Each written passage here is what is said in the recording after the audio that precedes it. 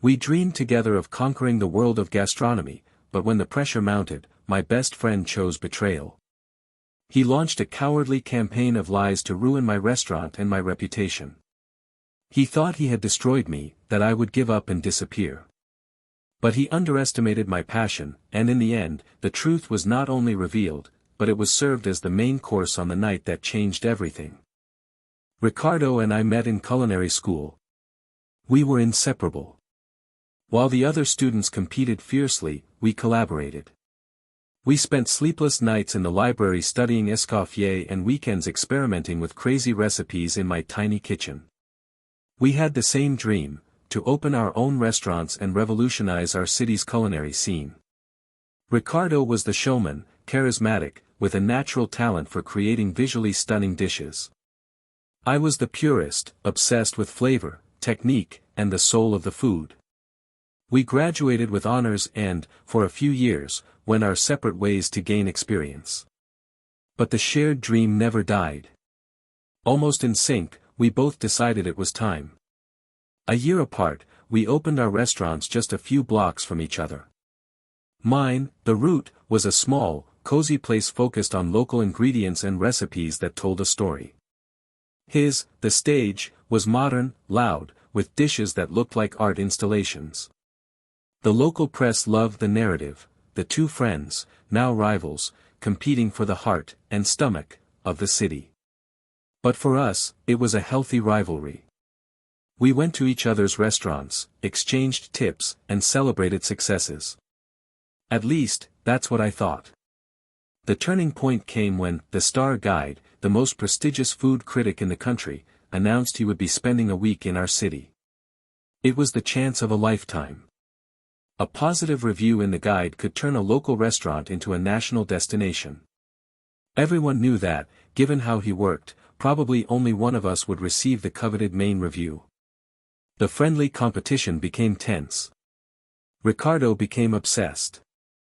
He would call me constantly, asking if I had any information, if I knew when the critic was coming. I was focused on my work, ensuring my kitchen was flawless. It was then that things started to get strange. The first negative online review appeared. An anonymous user claimed to have found a hair in their food. I was upset, but it happens. I apologized publicly and reinforced our hygiene procedures.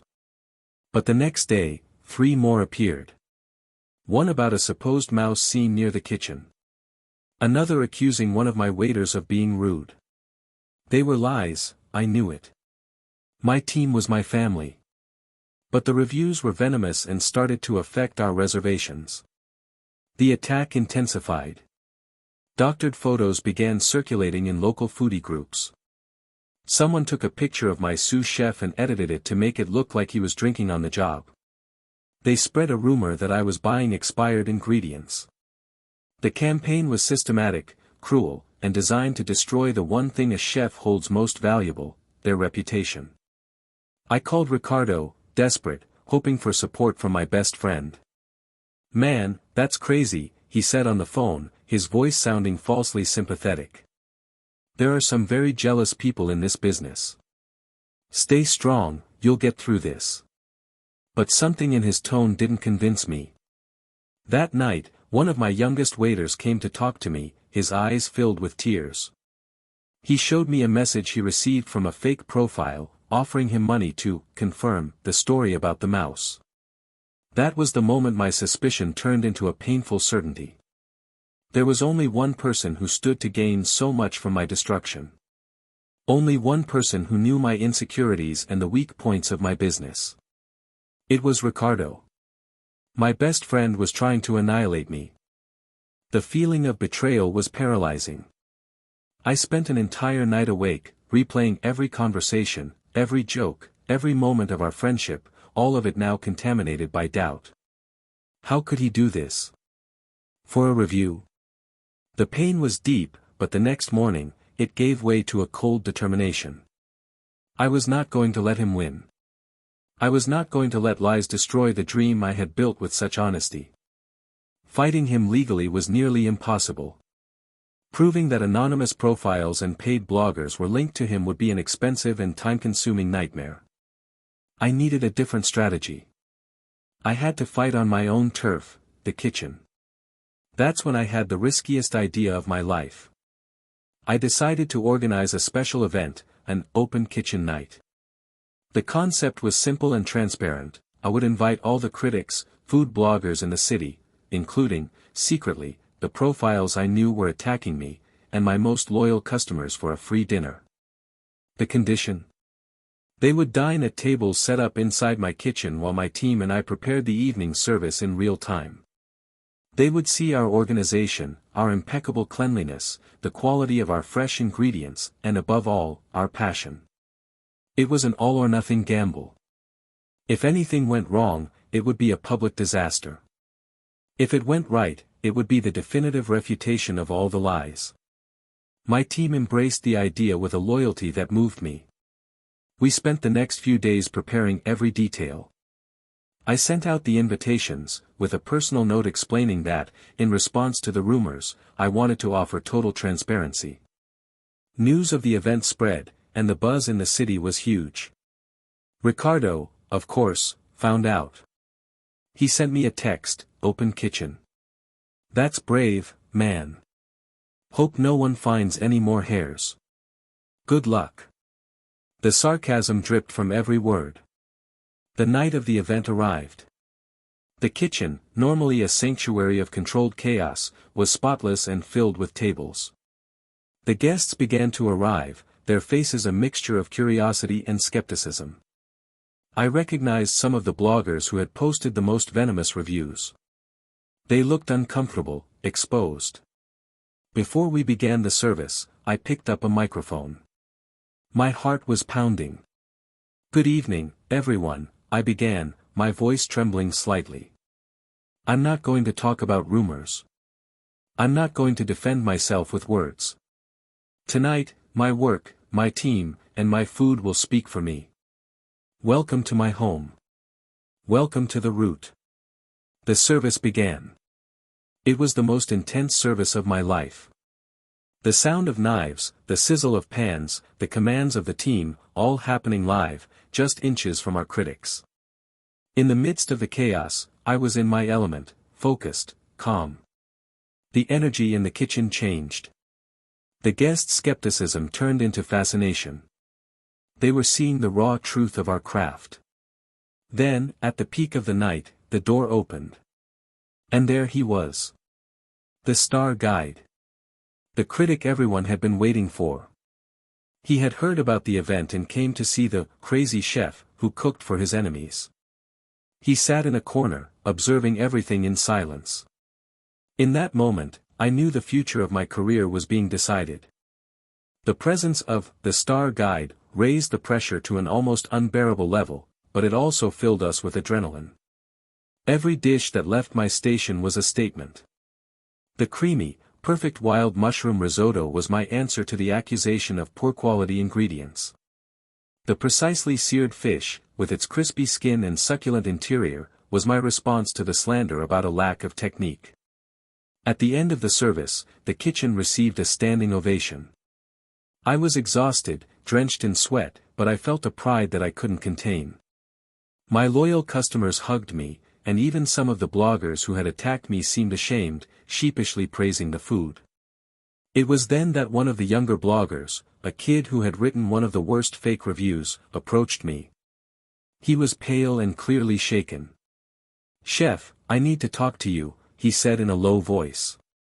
We went to my small office in the back. He broke down.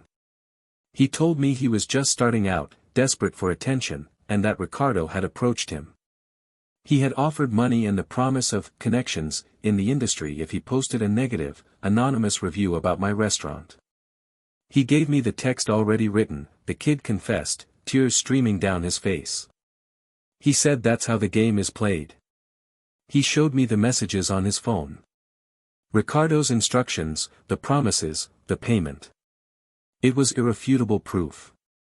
The smoking gun. I saved the images, thanked the young man for his courage, and told him I wouldn't ruin his career. He had already learned his lesson. Instead of going to the Star Guide's table and exposing Ricardo right then and there, which my anger desperately wanted to do, I took a deep breath and did something different. I went back into the kitchen, where the critic still was, and simply continued my cleanup work alongside my team. He approached me. "Chef," he said with his heavy accent. "This was one of the most extraordinary nights of my career. You have more courage than most chefs I know. And your food speaks the truth." He didn't need to say anything more. The following week, the review came out. The headline was, "The Root, where integrity is the main ingredient." It was a love letter to my restaurant, my team, my food. But more than that, he mentioned, without naming names, the cowardly rumor campaign I had faced and how my transparent and courageous response was an example for the entire industry. The review went viral. Reservations exploded. My restaurant didn't just survive, it became a local legend, a symbol of resilience. Meanwhile, Ricardo's castle began to crumble. The story of the blogger's confession spread through the grapevine. Other chefs and restaurant owners, who had also suspected his tactics, began to distance themselves. His most exclusive suppliers, valuing their reputation, broke their contracts. His team, sensing the changing winds, started to abandon ship. The stage, once the trendy spot, became the trader's restaurant. In less than 6 months, Ricardo's restaurant closed its doors. He was financially ruined and his reputation was destroyed. He sold his luxury car, moved out of his modern apartment, and from what I heard, went back to live with his parents. I never said a public word about the proof I had. I didn't need to. The culinary community made its own judgment. My revenge wasn't an act of retaliation, it was simply my success, built on the truth. I remained focused on my work, expanding The Root carefully, always staying true to my principles. A year passed since the open kitchen night. I was leaving the restaurant late one night when I saw him. Ricardo was standing across the street, under the dim light of a lamppost. He was thinner, the arrogance in his posture replaced by something that looked broken. He saw me, hesitated, and then crossed the street. "Helena," he said, his voice barely audible. I just wanted to say, "I'm sorry." He looked me in the eyes, and for the first time, I didn't see the showman, nor the traitor. I saw the scared kid I had met in culinary school, the friend who had gotten lost in his own insecurity and jealousy. "I was jealous, Helena," he continued. "You always had the soul. I had the technique, the show, but you had the truth in your food. And instead of learning from it, I tried to extinguish it. It was the stupidest, most horrible thing I've ever done." He didn't ask for money. He didn't ask for a job. He didn't ask for anything. He just stood there, offering an apology that seemed, finally, genuine. I thought about all the suffering, the sleepless nights, the humiliation. And then I thought about my bustling kitchen, my happy team, the respect I had earned. And I realized that the grudge I held was a useless weight. "I know, Ricardo," I said, finally. "I know. Be well." I turned and went home. That wasn't a complete forgiveness, maybe it never will be. Our friendship was dead, a casualty of his ambition. But in that moment, I chose to leave the anger behind. The experience changed me. I learned that in a world full of noise and lies, authenticity is your greatest weapon. I learned that a community built on mutual respect is stronger than any attack. And I learned that true success isn't measured by reviews or awards, but by the ability to look at yourself in the mirror and be proud of the person you see. My restaurant continues to thrive. And sometimes, when a young chef asks me for advice, I tell them this story. And I always end by saying the same thing: cook from the heart. Be honest in your craft. And above all, be the kind of person you'd want by your side in the kitchen. The rest, the success, the reputation, all of that will follow.